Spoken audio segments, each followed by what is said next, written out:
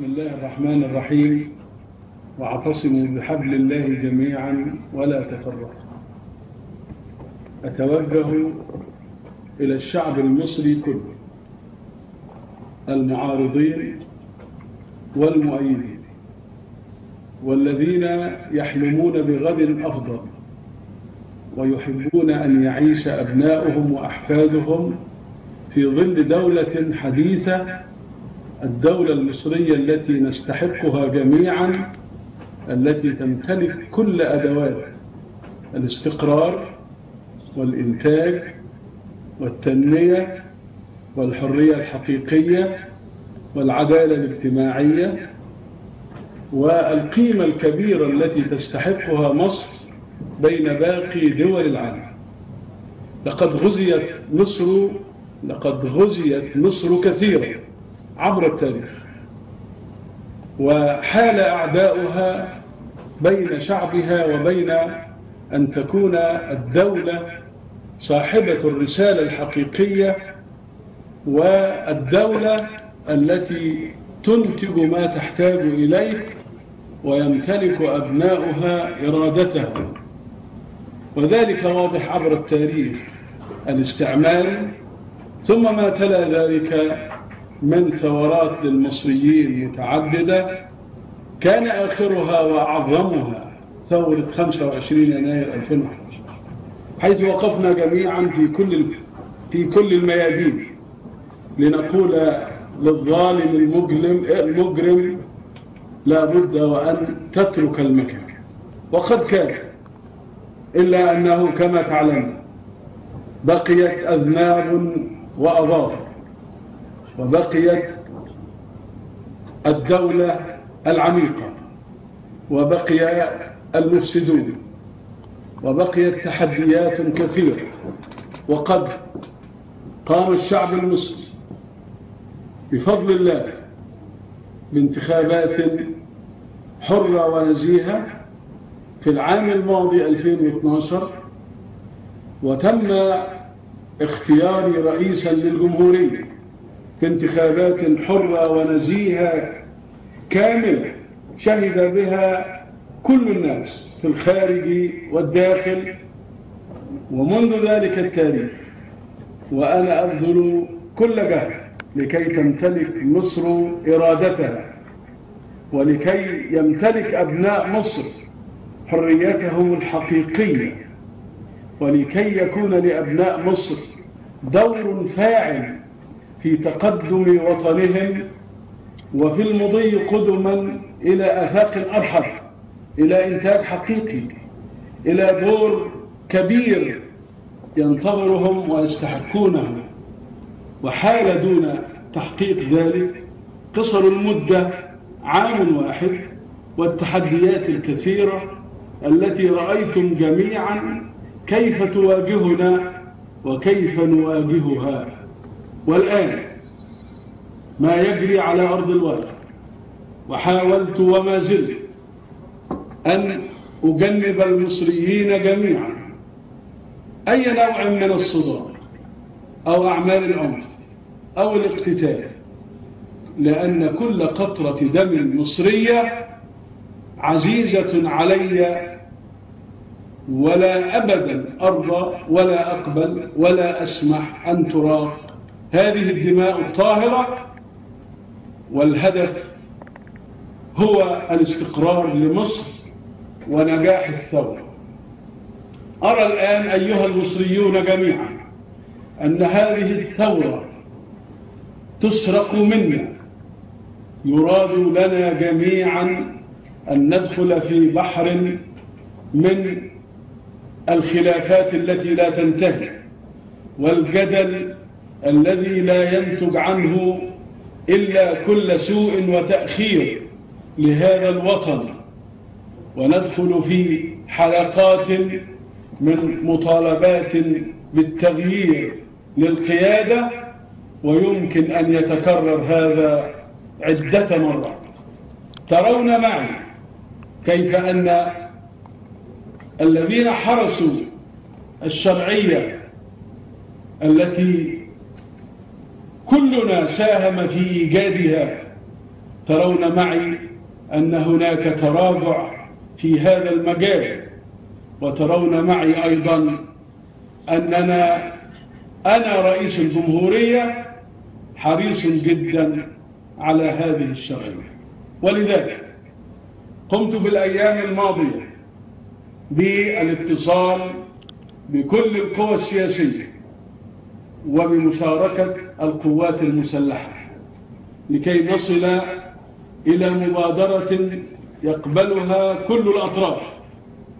ولكن تقدمت القوى والأحزاب التي تقف في صف حماية الشرعية والحرص عليها بمبادرة لرئيس الجمهورية فيها بنود عديدة وفيها عروض كثيرة، منها تغيير الحكومة، ومنها حل مشكلة النائب العام قضاء، وقد قضي في ذلك اليوم بحكم يبحث الآن وغدا كيفية تنفيذه. وفيها في هذه المبادرة أيضا أن يكون هناك عقد اجتماعي بيننا جميعا بالتفاوض كيف نتحرك إلى الأمام. ومن هذه المقترحات في هذه المبادرة أيضا سرعة إنجاز الانتخابات البرلمانية القادمة لكي نكون برلمانا طبقا للدستور المصري القائم الآن، الذي يعد إنجازا كبيرا من إنجازات هذه الثورة العظيمة، ثورة 25 يناير. لقد تعاونت قوى كثيرة على إجهاض كل هذه المحاولات لإتمام مراحل الثورة التي توافقنا عليها قبل ذلك. من هذه المبادرة أيضا أن يكون هناك ميثاق شرف بالحوار للإعلام الذي يقوم بدور تعلمونه جميعا، فالكثير من وسائل الإعلام تستخدم لهدم ما بدأناه وما بنيناه معا. في هذه المبادرة أيضا نحرص جميعا على احترام الشرعية والدستور القائم ودولة القانون.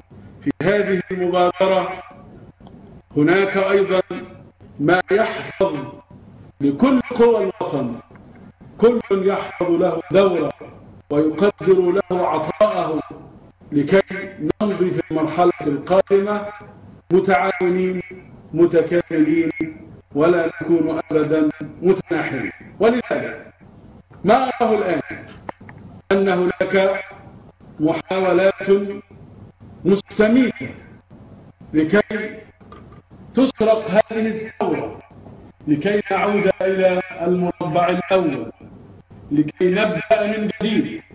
الأمر الذي أرفضه تماما ولا أقبله ولا أوافق عليه، وأتوجه بأمر مباشر إلى كل القوى المؤسسات، قوى الأمن الداخلية والقوات المسلحة، أن يكون دورهم في حفظ أمن الوطن دور بارز وواضح، وأن يمنعوا إراقة الدماء، وأن أيضا يحافظوا على الشرعية التي اكتسبناها جميعا طبقا للانتخابات الرئاسية، وقبلها الانتخابات البرلمانية، وبعدها الاستفتاء على الدستور. فهؤلاء أبناء الوطن مطلوب منهم أن يحافظوا على هذه الشرعية، وأن يحفظوا هذا الوطن، وأن تكون الشرعية الدستورية، وأن تكون الشرعية القانونية، وأن يكون صوت الناس، صوت هذا الشعب الذي علا بهذه الشرعية، هو الأصل في الحفاظ على الوطن. فلا مسار غير مسار الشرعية الدستورية والقانون القائم الآن. لابد أن نمضي إلى انتخابات برلمانية وبأسرع خطى لكي نكون البرلمان الجديد.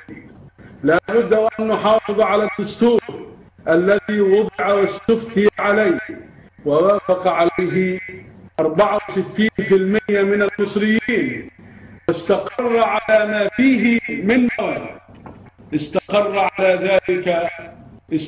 على ذلك القضاء المصري، وصدرت أحكام محاكم ومنها المحكمة الدستورية بناء على هذا الدستور، بل تم إعادة تشكيل المحكمة الدستورية طبقا لهذا الدستور. والآن يراد لهذا الدستور أن يعطل. أنا أرفض ذلك رفضا تاما، وأدعوكم أن تحافظوا عليه وأن تتمسكوا به وأن لا ترضوا به بديلا. الخيار الوحيد أمامي أنقله إليكم أنني الرئيس المنتخب لمصر، وأن دستور مصر واجب الاحترام من الجميع، وأن القوانين المصرية نافذة إلى أن يعدل ما يحتاج التعديل فيها طبقا لهذا الدستور. لا بد من إجراء الانتخابات البرلمانية تحت إشراف قضائي كامل، وتديره لجنة الانتخابات المعروفة والمعرفة في هذا الدستور، ويحرس هذه الانتخابات رجال الأمن من القوات المسلحة، وقبلهم وزارة الداخلية والشرطة.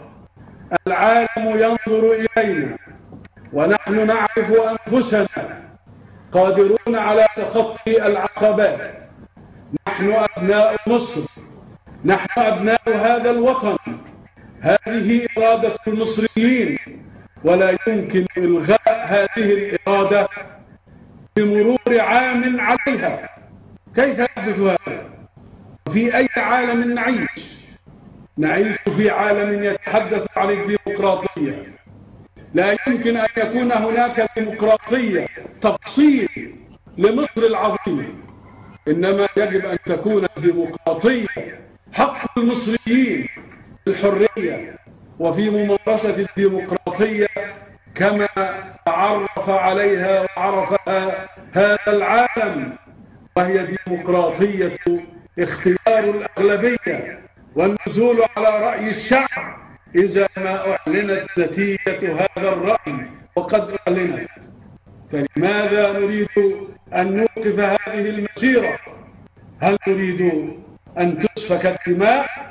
لا يمكن أن نرضى بذلك، ولا أدعوكم إلا إلى حفظ الدماء وعدم الوقوع في مستنقع الاقتتال، لأن هذا إذا حدث فإن هذا الوطن يتعرض لخطر عظيم.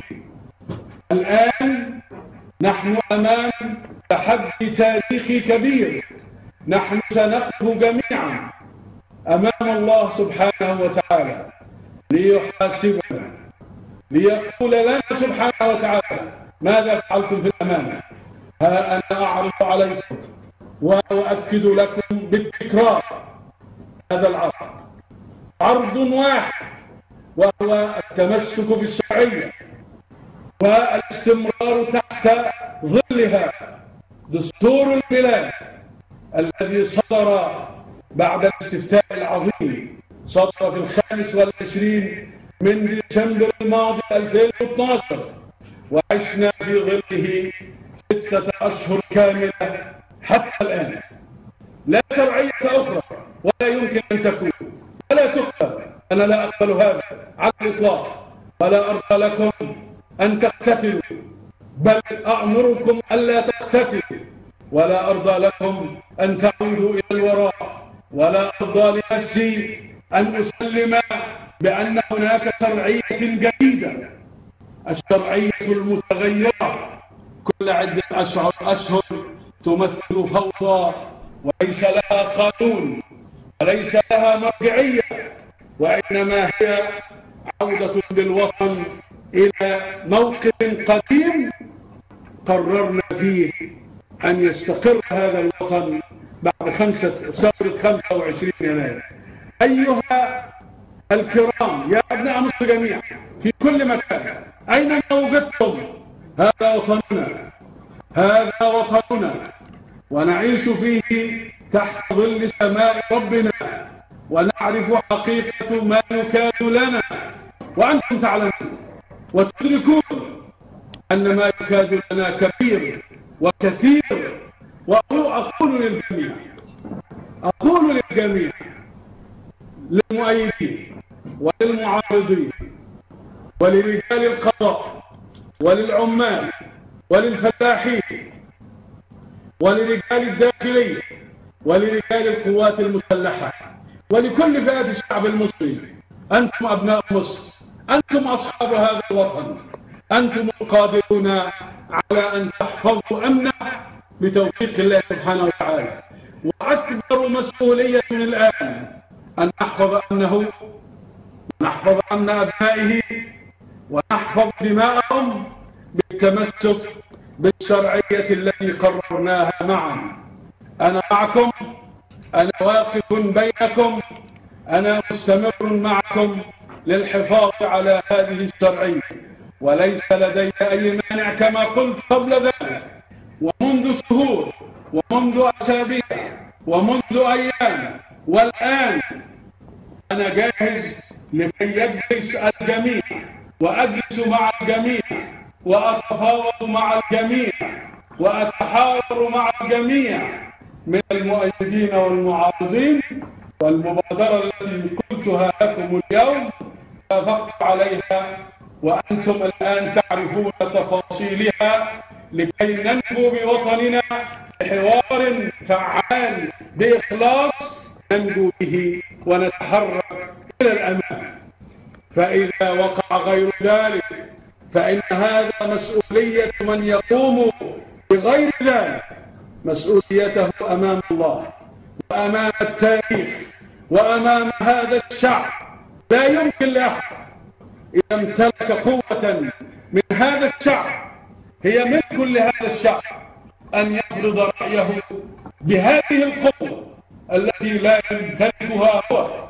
حتى وإن كنت أنا لا أمارس ضغطا بقوة على الناس لأمنعهم من إنفاذ إرادتهم، هذا غير جائز لا مني ولا من غيري. إذن نحن جميعا متمسكون بالشرعية، نحن جميعا نحترم الدستور، نحن جميعا نحترم القانون، نحن جميعا نحب وطننا، نحب مصرنا، نحب وطننا العربي الكبير، نحب عالمنا هذا الذي نعيش فيه، نحب أن نكون من أبناء هذا العالم الذين يدعون إلى السلام وينفذون ما يؤدي إليه ويقومون بواجبهم. وها أنا لا أقوم بواجبي تجاهكم جميعا. لا بديل عن الشرعية، لا بديل عن الدستور، لا بديل عن القانون، لا بديل عن احترام الإرادة. أقدر أن تكون هناك معارضة قوية وفعالة، ولكني أرى أيضا أن هناك تأييد كبير، وأرى في الخلف في التاريخ القريب منذ عام ومنذ 6 أشهر إرادة الشعب وقد نفذت بطريقة قانونية، وقد وقعت بطريقة رضي بها الكل وقبلها الجميع وسرنا في ظلها عام. فكان هذا دليل على القبول، وكان هذا دليل على احترام الدستور، وكان هذا دليل على أنه لا بديل لهذا. لكن عندما نأتي اليوم ونقول لابد أن نوقف هذه المسيرة ونعود إلى المربع الصفري مرة أخرى، هذا أمر لا يتحرك بنا إلى الأمام، ولا ينقلنا نقلة إلى تنمية حقيقية، ولا ينقلنا نقلة إلى أن نكون بجد أحرار في وطننا. لا نقبل أن يفرض علينا أحد إرادته. هذا الشعب شب على الطور وبلغ الرشد وبلغ من الوعي ما يمكنه أن يحفظ ويحافظ على نفسه، على دمائه، على كرامته، على حريته، على الشرعية التي يستظل بظلها. هذه هذه رسالتي إليكم، أتقدم بها واضحة. أنا معكم، واقف معكم في مصر على أرضها لكي نحمي الشرعية ونتعامل من خلالها، والله سبحانه وتعالى يتولى الأمر كله. اعلموا أيها المصريون جميعا أننا لا نغير على ديننا أكثر من ربنا، ولا نغير على وطننا أكثر من ربنا، ونعمل بظل أن نكون عدولا وأن نعدل فيما نقول. نريد العدل لوطننا، نريد الحرية لأبناء مصر جميعا، نريد الشرعية القائمة أن نحافظ عليها، نريد العدالة الاجتماعية. أطلب من الجميع أن يكون حارسا لهذا الوطن، وأن يكون حريصا على هذه الشرعية، وأن يكون حريصا على الدستور والقانون. واعلموا أن الله سبحانه وتعالى غالب على أمره، ولكن أكثر الناس لا يعلمون. الله غالب على أمره، ولكن أكثر الناس لا يعلمون. إن الأمر بيد الله، وإننا بأيدينا إرادتنا، وإننا بذلك نعلن تماما حبنا لهذا الوطن وتمسكنا بالشرعية القائمة، ولا مناص ولا عدول عن ذلك. أشكركم وأقدم لكم كل تحية وحب، وأتمنى لكم كل توفيق معكم وبكم، وبفضل الله وحوله نمضي، والله المستعان. جزاكم الله خيرا، والسلام عليكم ورحمة الله وبركاته.